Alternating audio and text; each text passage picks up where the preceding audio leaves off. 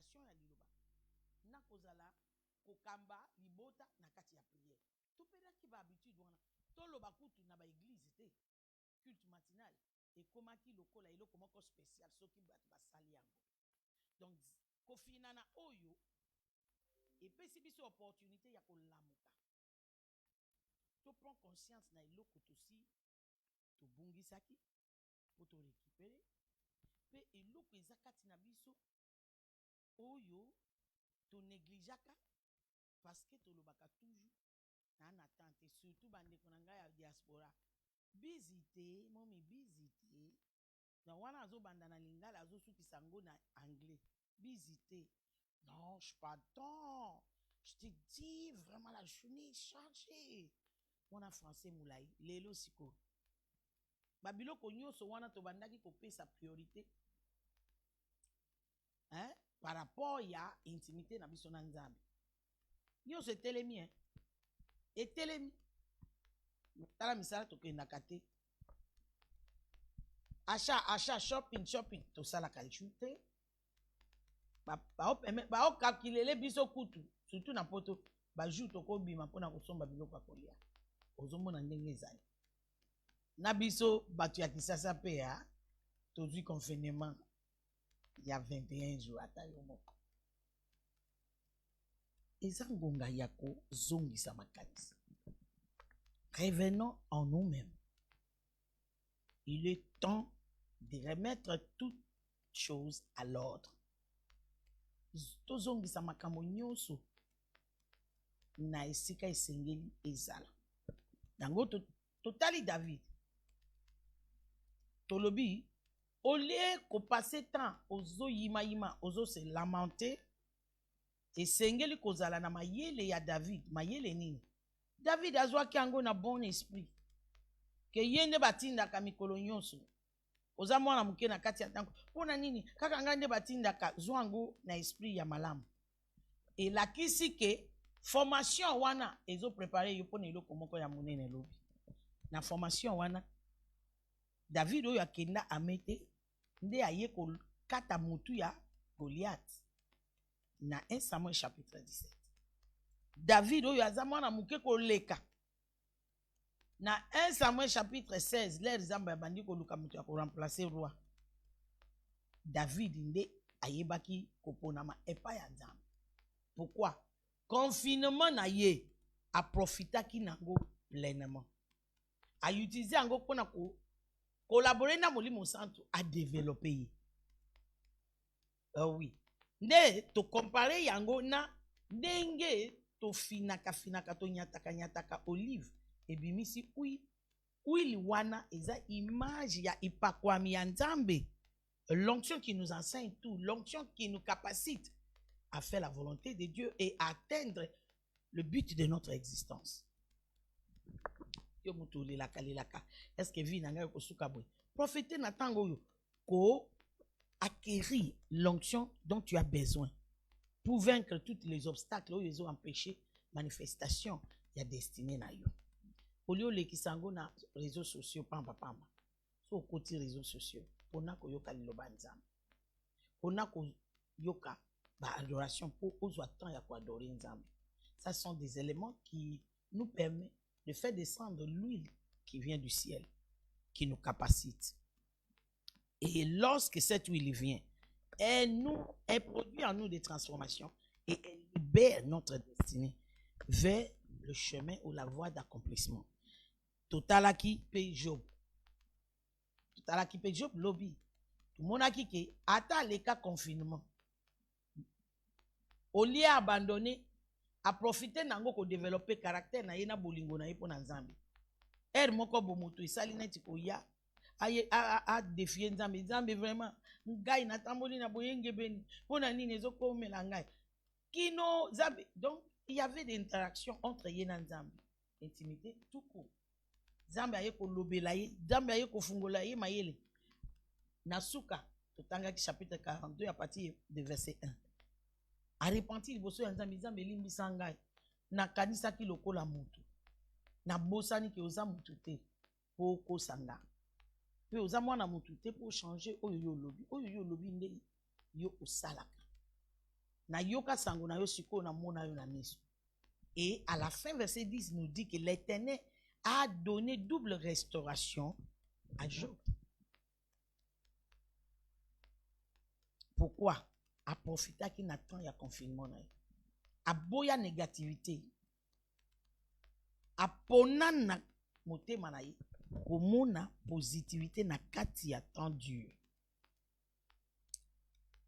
Lelo, na lingi to continue denge to banda kilobi. To kende na liloba oyo Nzambe apesa biso pona mwa oyo. Liloba wana eza na kati ya mukanda Esaïe chapitre 43. Apesi biso verset mibale. Mais na lingi na banda na oyo avana kende na Ézéchiel chapitre 36. Awa toza na Esaïe 43 verset 18 et 19. Ne vous rappelez plus, oh, version serment, lobi ango kitoko makasi. Lobi totangaki version français ko. Ne vous rappelez plus les événements du passé. Ne considérez plus les choses d'autrefois. Ne vous rappelez plus. Naba émission eleka na lobaki. Ezala eza makambo ya mabe. Eza makambo ya malamu. Donc l'échec ou réussite, si elle se trouve dans le passé, ayebisi biso to rappeler angote. Pourquoi? Trop de considération ou concentration ou de réflexion sur ce qui est déjà passé nous garde dans le passé. Ok, le temps n'attend personne. Gongai ko zela yote. Leri yozo kanisa makambo ya passé. Ozo kanisa makambo eleka ezala ya malamu ezala ya mabe ezala ya ndenge nini. Elingi koloba ke mobima na yo etikala na passé. Siko oko joui na présent ndenge nini. Po toya koloba te oko saisir l'avenir ndenge nini. Yeba ke toloba kango. Royaume ya Nzambe et chaka na principe. Je vous ai dit, royaume de Dieu, c'est le monde spirituel. Et monde spirituel, je suis désolé de te le dire, ne consiste pas que de royaume de Dieu. Il y a aussi l'autre royaume, le royaume d'opposition de Lucifer. Monde wana ezalaka contrôler, régi na légalité, na principe. Les kamboyo au saliboy aux huiles résultats boy. Ato sameli, ato leli, ato siliki. Soki au sali oye sengelite. Pose wa résultat aux oluka aux angote. Il faut quelque chose pour que quelque chose arrive. Kasi lelo biso tolingi to lelela Nzambe to se plaindre to yima to tomboka to finga leadership nyonso wana epesa yo solution te. Eza na nzembo moko na anglais elobi tango ezelaka motu te. Time waits for no man. Eza vérité. Oh, pandémie. Oh, épidémie. Ils ont stoppé le projet ya Nzambe te. C'est ce qu'il faut comprendre. Alors, makambo yo se sengelo sala na momo yo ya vie na yo. So zo pesa raison ya pandémie o sali angote mawatro. O sutuka, leur pandémie ekoleka ozana reta makasi. Ba opportunité mususu eleka yo, mususu ozala na besoin cause très décennie oya orize. Yango décennie oyo Nzambe ayebisi biso. Aza prêt pour restaurer biso triplement. Donc ba makambo nyonso to décennie na yango. Alors quel genre de personnes nous devons être? Des gens avisés et conscients. Batumoko na kidi bana distraction te. Lokola David a yeba quitté une colonie de visitation na yekoya. Mais abandaki ko vivre jour pour jour prêt abandi koyekola nyonso ezokomela ye azozwa yango ke Nzambe aza na kati azoluka leson esengeli asezi na kati luka leson oyo esengeli osezi na kati ndenge moko Job omoni suka ya vie na bango. Parlons de ces deux personnes. Cela nous montre que ce qui compte à ces moments de notre vie, c'est notre attitude intérieure. Nous avons aussi parlé de processus d'accouchement. Pour accoucher un enfant, il faut que le fœtus passe par des pressions. Il passe par le canal d'accouchement. Et ça muscle. Donc, pour moi, n'abîme, il faut t'indiquer contre le muscle. Mais à longa, muscle. À longa, ko élargi, en gros, ko tika, en gros, élargi. Fœtus, na maman na ye. Mais beaucoup plus, maman na ye. Il faut appeler ça pousse. Ngonga ya ko pousser yango. Azaki confiné 9 mois. Mais après, akomi mutu mobimba. Akomi mutu mobimba te, akomi destiné mobimba oyo ko impacter mokili mobimba. Denge moko lelo. Tozana confinement. Prophète Esaïe nous donne des conseils. Bosana nano, il était autrefois, ce qui n'a la mouki, n'a ke boye, vraiment, n'a ko kakusala musala na ngate, tuzaka kanakati andaku, tika. Sauver souffle na yo. Balobi siko pona nini. To kanisa ngote, to considérer angote. Verset 19. Je vais réaliser une chose nouvelle. Elle gemme dès à présent. Ne la reconnaîtrez-vous pas? J'ouvrirai un chemin à travers le désert et je ferai jaillir des fleuves. Alléluia. Dans la steppe. Ozomonango.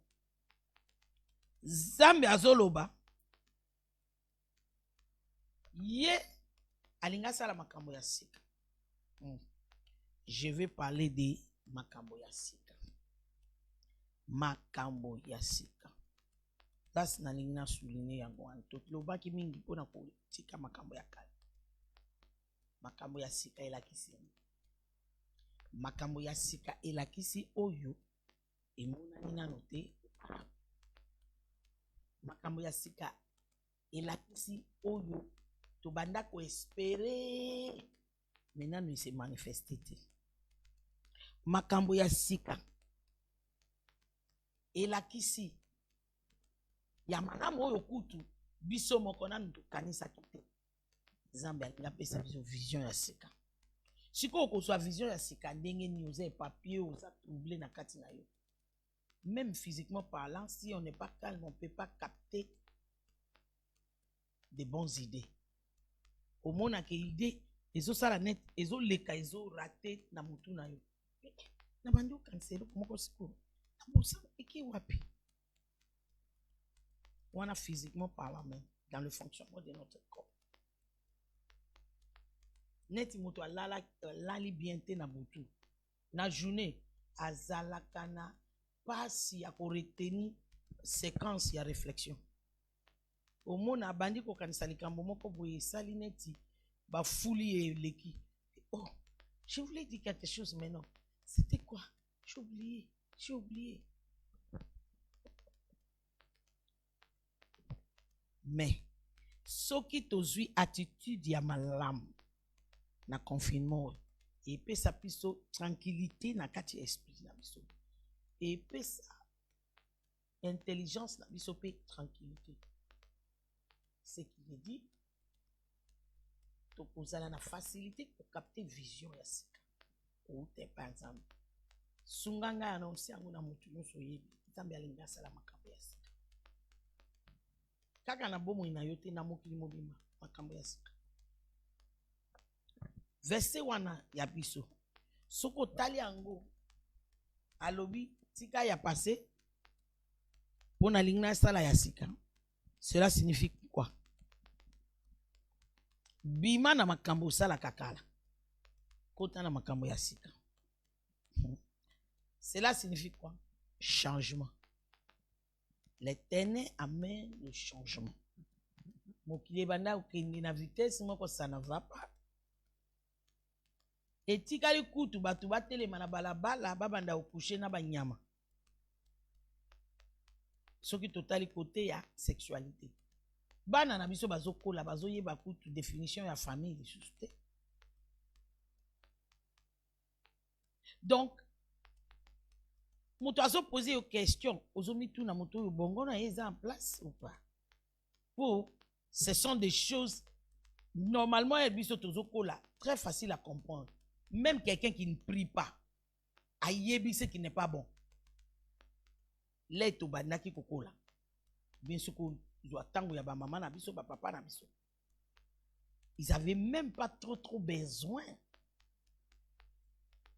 sur le plan physique d'être né de nouveau pour savoir ce qui est correct et ce qui n'était pas correct. Mais aujourd'hui, même celui qui est né de nouveau, racheté par le sang de l'agneau, à qui on a imputé la justice de Dieu, il ne sait pas discerner ce qui est mauvais, ce qui est bon. Tobanda kokine wapio, fallait que Zambie a nyata frein soudainement. Zambie a chef frein, hein? Prisque. Et sortissait bâtiment contre Nini. Tableau de bord. Bamoussou c'est bamba bango. Merci. Oui. Il nous avait déjà promis ça. Il va bouleverser le peuple. Mais le bouleversement là, j'avais dit l'autre fois. Et c'est comme il avait moi en Zambie. Pas surprise, ce que vous allez qui diligent dans le Banzam. Ce que vous allez qui n'a intimité, n'a yo bien entretenu dans Zambie. Ce sont des choses que Dieu a commencé à nous révéler, à nous parler d'une manière ou d'une autre. Donc lorsque le Seigneur nous a donné la parole du mois, il était en train de nous dire, apprêtez-vous pour le changement.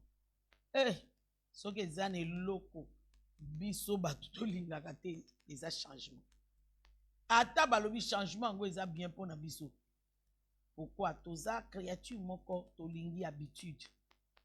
Toza ba créature moko oto baza na tendance ya ko garder habitude. On est conservateur. To linga ko conserver. Mais muto alingi akende liboso, muto alingi amona makambo ya sika. Il faut azala après ko sala makambo ya sika. Olela mingi kata kolela. Banda siko ko utiliser temps ya kolela wana kokumisa Nzambe. O se plaignant mingi kata plainte. Banda ko utiliser temps wana ko luka elongi ya Nzambe. Seigneur, qu'est-ce qui me manque encore? Je sais que toi tu ne fais jamais du mal. Tu n'es jamais dans l'erreur. Donc si ça ne marche pas, il y a quelque chose chez moi qui n'est pas correct. Soit il y a quelque chose que je suis en train de mal faire, ou bien il y a quelque chose qui m'échappe. Poyo sala kamabete, Zambia sala kamabete, zalokola mwana mobali ato sali ndengeni akoko gumba zenite. Zambi azana makoki akosala mabete. Oui, azana makoki akosala mabete. Mukanda ya Hébreu et lobby, il est des choses impossibles. Titre pe lobby, choses impossibles pour Zambia kosa. Pour asala mabe, asala kamabe te.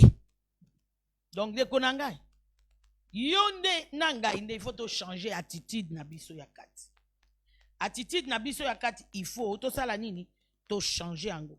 L'air lobby alinga longola biso akolongola yo na pauvreté akoti yo na prospérité. Pour prospérité wana apesa yo déjà en Christ. Azuela yo ango déjà na ekulusu. Azuela yo ango déjà na ekulusu. Lokola azuela yo déjà na ekulusu. Qu'est-ce qui manque pour manifester na vie na yo?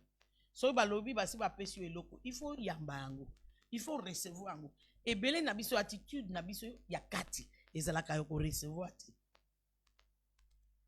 On reçoit auprès de Dieu par la foi. On reçoit auprès de Dieu par les changements d'attitude intérieure. Au que se plaindre de ressusciter, langage na yo, il faut échanger. Comment ça va ndenge nini? Tozali kaka, tozobunda, totala, mokilinde ango ndenge ezokende. Il faut changer maloba na yo.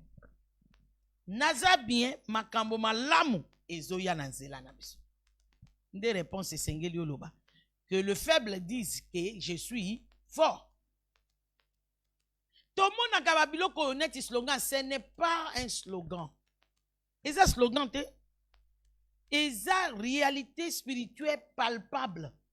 Ça dégage une force spirituelle mais réelle qui provoque des changements.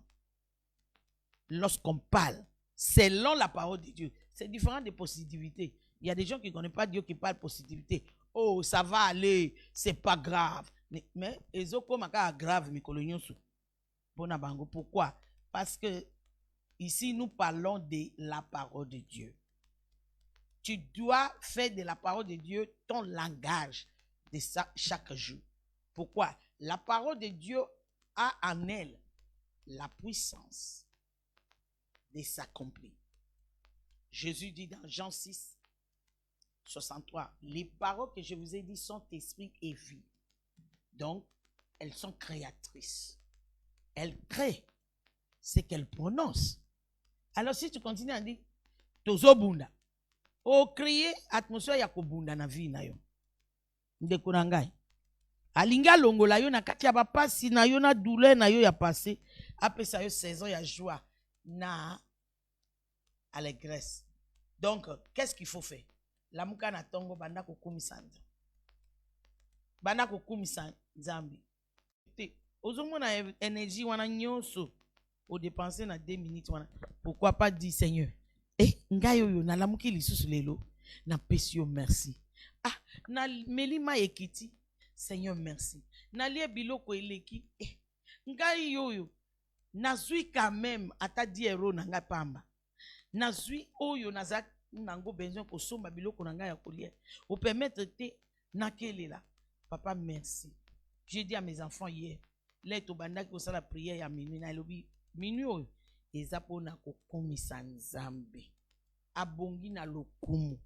Toza na confinement. Kolia komela. Nzambe azo pouvoir. Azo la kisake il est fidèle. Ça n'a rien à voir avec être pasteur. Dans un témoignage, il y a un Nzambe place bazali.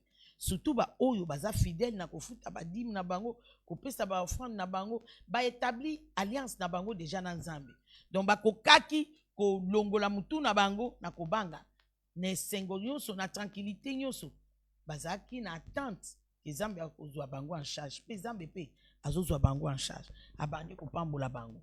Alinga longola yo na pauvreté amema yo na prospérité. Oui. Alinga longola yo na kiekomba amema yo na fécondité. Ezala ya nzoto, ezala ya mosala maboko na yo. C'est ce que cela signifie.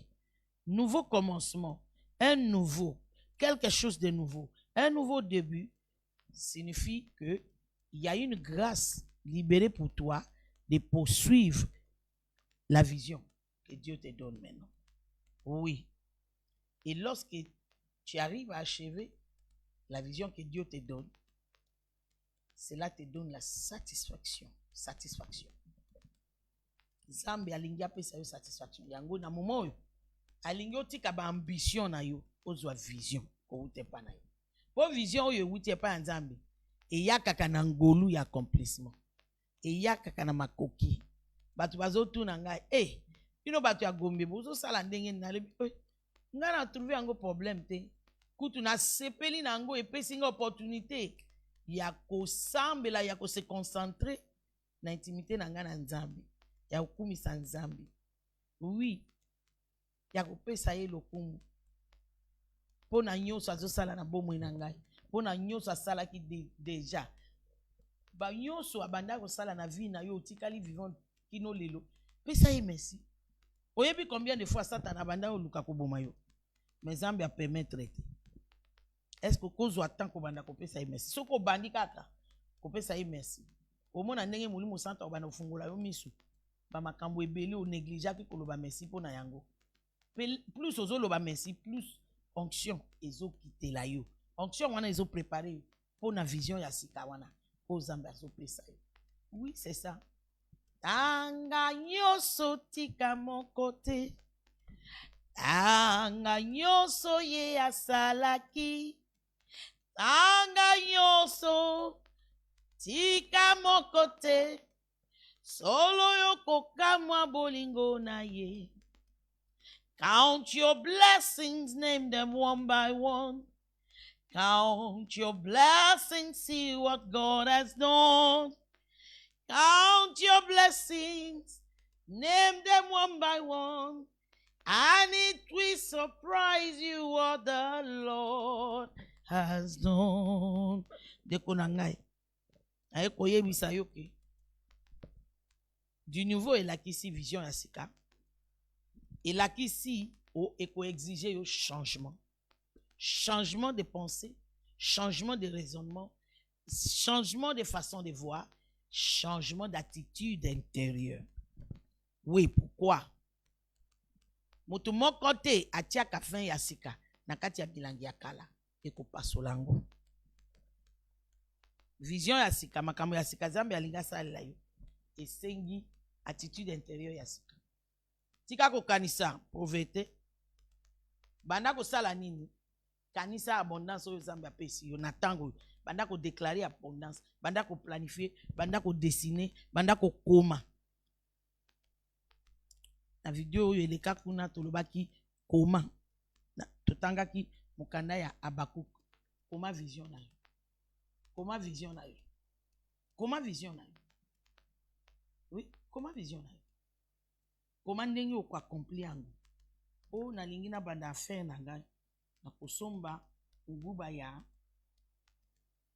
ekolo moko na mabanda na kalingango na kangango na kende kotikango na ba alimentation ou bien na kende kotikango et pas bandi moko bazana na ba place oyo ba attroupement ezalaka bato bazalaka balekaka mingi oteka lokola na vanda ka place oyo batiaka biloko libanda te de toutes les façons na kati ya Kinshasa place moko te eza lisusu na Kinshasa oyo batiaka biloko libanda koteka ti.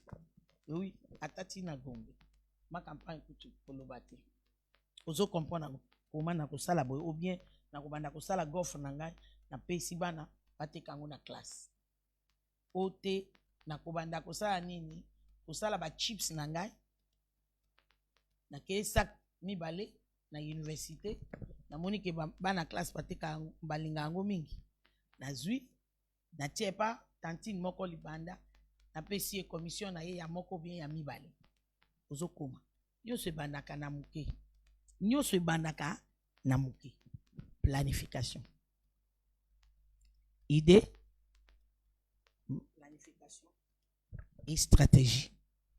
Tango yonde okozala na opportunité koche stratégie en place. Yebaki Nzambe alobi akosala ya sika.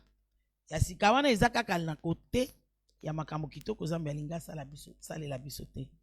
Yango tokende rapidement ngonga na biso ekei na mukanda ya Ézéchiel chapitre 36 verset 24 à 26. Je vous ferai revenir de chez les autres peuples. Or, prenons à partir du verset 25.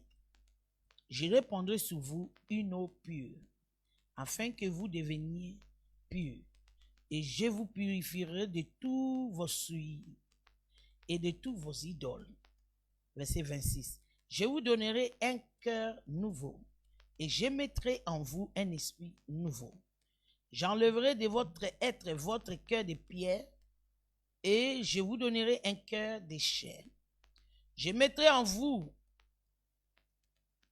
mon propre esprit, et je ferai de vous des gens qui vivent selon mes lois et qui observent et qui obéissent à mes commandements. pour les appliquer. Alléluia. Ceux qui na sosoli, ba verset oyo bien. Zambe pe alinga changer attitude na biso. Kote yo na linga loba. Zambe alembi pe ko corriger o mikolo nyonso makambo ya kanda, makambo ya kolimbisa batu te. Zambe mapamboli ezoya yo wana ofungoli porte pona Satana a défoncer mapamboli na kanda. Na manque de pardon, au bloqué angelou na yo. Au bloqué angelou na yo, aye la yo bénédiction na yo. Zambe alobi soki moment oyo oko utiliser ango ko passer ango na présence na ye. O lelela ye po na incapacité na yo. Ye akoya akosopa mai ya liloba na ye ya pu na kati ya motema na yo. Pasteur alobi, prophète alobi te yo na ye na kati ya Biblia. Ako diriger yo na liloba. Oyo ekolakisa yo ke makambo zosala wana eza malamu te. Oyo ekosala ke mwinda la lumière que tu as besoin et pénétrer molema na yo na motema na yo e bengana. Ténèbres ya kanda, ténèbres ya jalousie, ténèbres ya apitoiement, ténèbres ya murmure, ténèbres ya envie négative, ténèbres ya doute. Akosopa. Verset 25. Akosopa au pur. Likolo ya motema na yo. Po ete yo okoma purifié. Soki motema na yo eza purifié. Zambe asa pamboli biso na nyonso. Ephésiens 1 verset 3. Béni soit le Père de notre Seigneur Jésus-Christ qui nous a bénis de toutes bénédictions dans les lieux célestes. Il nous a comblés de toutes les bénédictions que le royaume des cieux contient. Parole vivante. Omoniang. Mais ezo comme la biso te po anini. Kitunga na biso milangi na biso eza salite eza na basui. Alobi alingi asunga biso apesa biso motema ya sika. Je vous donnerai un cœur nouveau. Alobi na 25 alobi na olongola ba idole nyonso.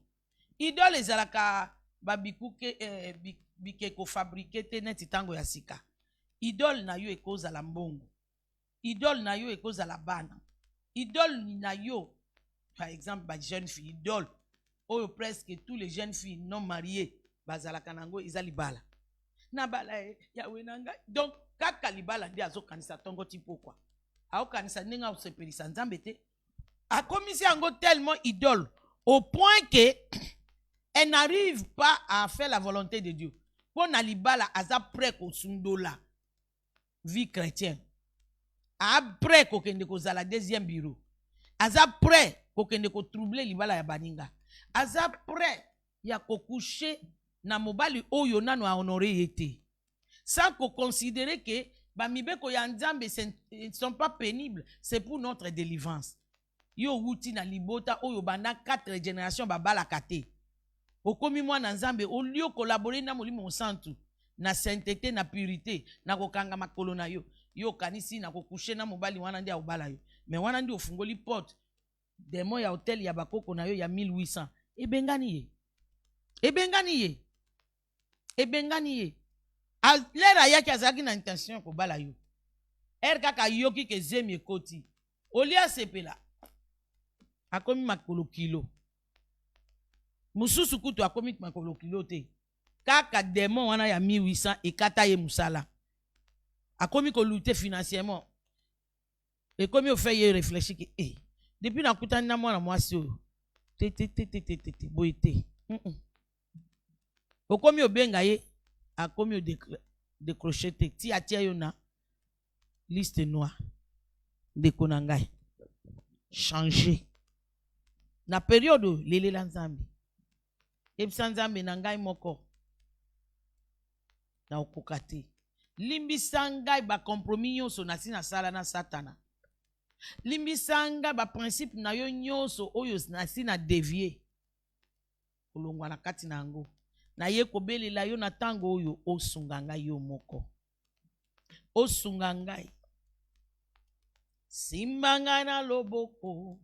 Yesu soki otiki ngai na koko ya Papa yokela ngai mawa Yesu na ngai moko na kokoya na lingo tombola mungongo na yo yebisa Nzambe papa na kombo na Yesu naza na bosenga motema ya sika tala ndenge makanisi ngai bani kokoma deja esali nini na bota ata libala ezoya a Jésus kende na bota nazala mama ya mwana obota obakisa likolo ya fondation yo okota okuti oboti mwana wana po obokola ye na nani otangi na Biblia te Deutéronome 32 alobi mwana oyo babota en dehors du mariage a okota na congrégation ya Nzambe te jusqu'au 10e génération. Est-ce que wana vraiment isa solution? Nani ayebisi oke Nzambe akopesa yo mobali te akopesa yo bana te. Nzambe oyo apesa Abraham na Sarah bana na sima ke bango mibale bakota ménopause ménostop a changé. Il est le même hier, aujourd'hui et éternellement. Na lingi to sambela papa na kombo na Yesu. Na tomboli ndeko na ngai na maboko na yo. Na lingi yo moko bana koyebisa Nzambe.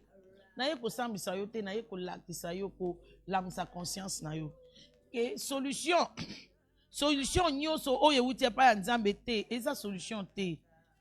Eza ko pesa yo relief moko, et pesa yo relief moko temporel.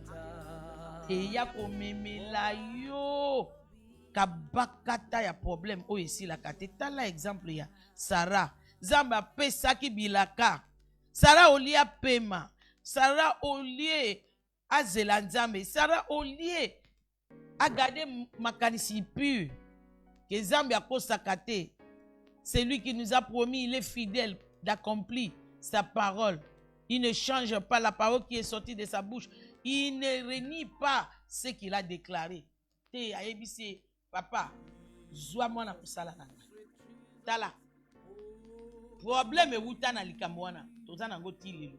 Terrorisme, Boko Haram. Ewuti wapi? Iris ici, ISIS. Ewuti wapi? Ewuti kaka na likambo wana. Nyonso tozwaka comme pour solution. Oyo ewuti na principe ya Nzambe te, ewuti na mungongo ya Nzambe te, ewuti na liloba Nzambe te, ebotelaka biso kaka conséquence ya malamu te. Mwana Nzambe zwa patience. Loba na Nzambe napesi yo motema na ngai. Longola impatience nyonso, longola doute nyonso. Songa ngai. Nandimela yo, nandimela liloba na yo. La marasenta ya la bashata. Ibraka zozaki la kata. Le brato zakata ye le zoso. Ebrondo zokozi la kata ya. Ekaladadadada. Le brakata kaya. Le brakata ya ba. Nami kabie.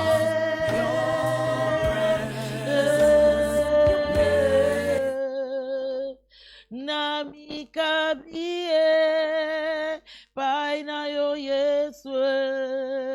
Zwangaye, Zwangaye, Zwangaye, Zwangaye, Zwangaye, Zwangaye, Namikabie, mi pesa epa ya Nzambe na yebi ke na biso moko, ezela kapasi, ko simba kondima kosimba bendele kokomeka kokoisa bendele te. Il faut loboko ya Nzambe simba ya yo senga ye yebisa Nzambe simba nga na loboko na yo yo nde olobaki okolongola motema ya libanga opesa ngai ya musuni oyo etosaka yo atako pression ezowuta kote nyonso pesanga motema wana oya pur oya sembo oyo ekotikala ekangami kaka na liloba na yo oyo ekodute liloba na yo te parce que yo senzekaka na liloba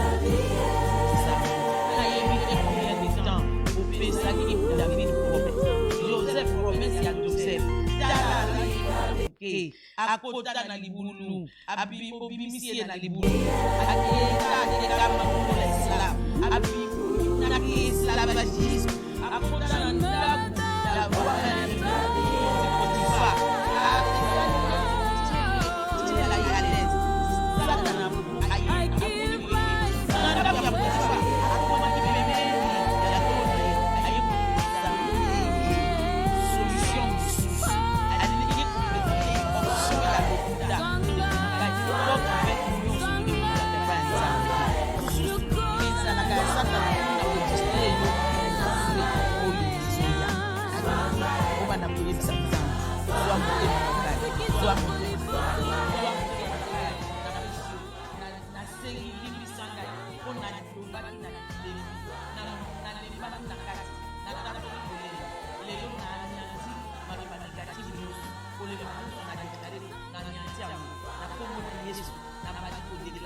J'ai la force de Dieu, j'ai la force de Dieu, j'ai le conseil du Christ, j'ai le conseil du Christ, lumière de la parole de Dieu, éclaire mes pensées, domine ma volonté, domine mes sentiments, la blata de jeter, pourquoi ni kata ni labadi kachata, n'a changé de mon angai, n'a longoli nze ya, yawe fona nini boy, n'a longoli ango n'a changé, je serai couronné. Je serai couronné après ces combats.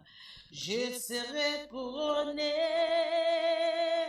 et je déclare, je serai couronné après ces combats. Je serai couronné. Je serai couronné. Après ces combats, je serai élevé et je serai élevé après ces confinements. Je serai élevé et nakombo na Yesu, je serai élevé après confinement. Na changé matatoli ya monoko na ngai papa po yo otalaka oyo tolobaka mpona Après ces confinements, je serai couronné. Je serai couronné. Après ces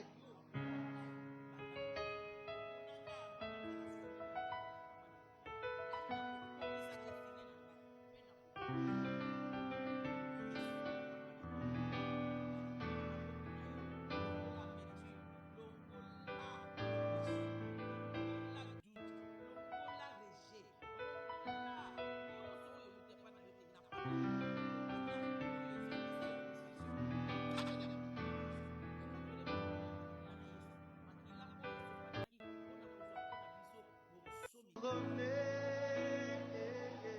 Je serai couronné. Je serai couronné. Après ces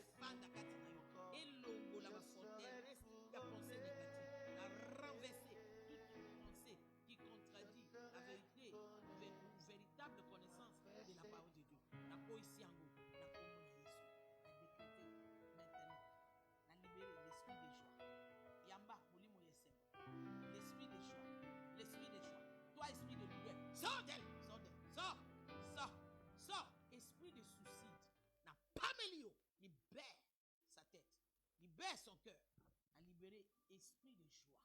Et soit la joie. Et sengo yanzambe ekite la yo. Posimba yete. Aseka, oui. Ametu mebima, sors. Sois rempli du Saint-Esprit. Sois rempli d'esprit de joie. Esprit de joie. Sois rempli maintenant, oui. Namwa namuke. Namwa namuke moko. Aseka kate azaka 100 esengo. Azane ki va 3 ans, 4 ans. Na pas meli molimo ya lude wana oyo. Et kota yo ko uta na makila ya mama na yo. Abengani yango. Esprit de suicide, sors! Reçois la joie. La joie de l'éternel qui est notre force. Esprit de joie. Olé, esprit de joie. Maloba nyonso. Oui. Ba belle famille. Ba tukisi motema na yo nango. Abota kate alongwa kuna. Aulie mbongo ya mwana na biso. Maloba wana nyonso izo swa yo epesi yo gastrique. Na effacer yango na motu na yo. Na pikoli yango apati ya misisa. Forteresse nango na tumbi yango na moto. Na libéré kati na yo la joie de l'éternel. La joie de l'éternel.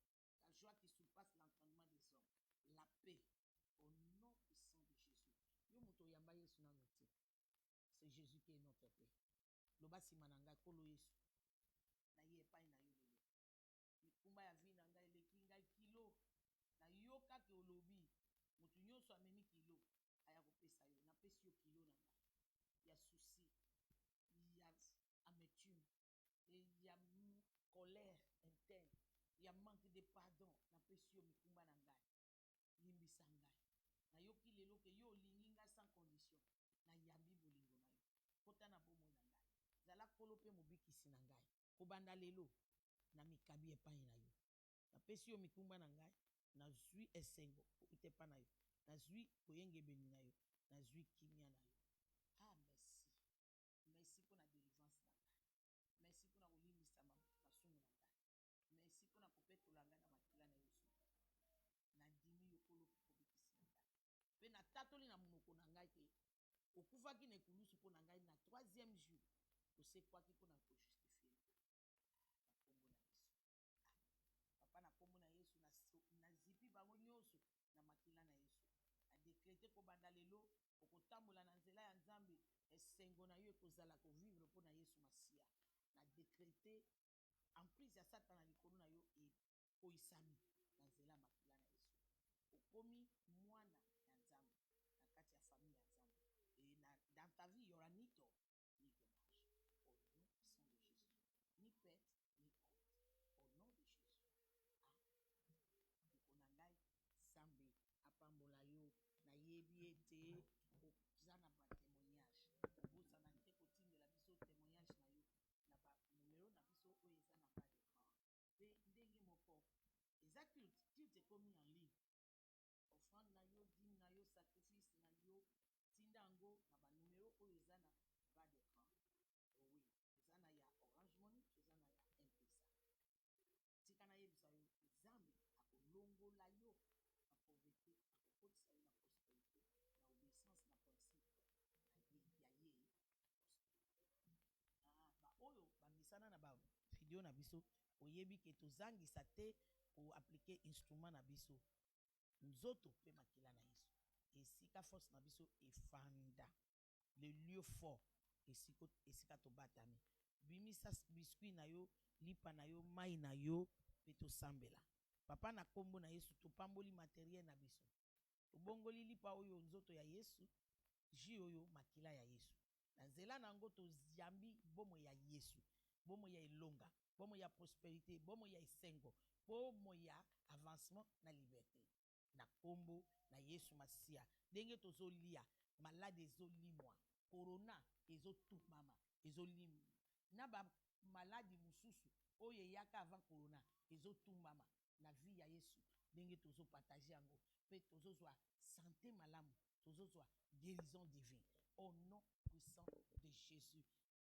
L'odeur, tristesse, amertume, dépression ezobima na kati na biso ndenge ozolia esprit de joie ezozala multiplier lisusu kati na yo na kombo na yesu masiya koloba te ke nazwi bateme te boye na boye raison moko eza te bana Israël na Exode 12:12 nzambe ayebisi bango balia yango en famille na kati ya ndako zwa ata mai pamba zwa yango wana ekomi makila na yesu mpo na yo mela lia lipa bomo ya yesu ekoti maladi ebimi échec ebimi kobanga ebimi komilelalela ebimi tristesse ebimi epesi nzela na esengo mpe kimia na kombo na yesu kino tokokutana tikala na se ya mapapu ya très haut esika monguna moko akoki koya kokuta yo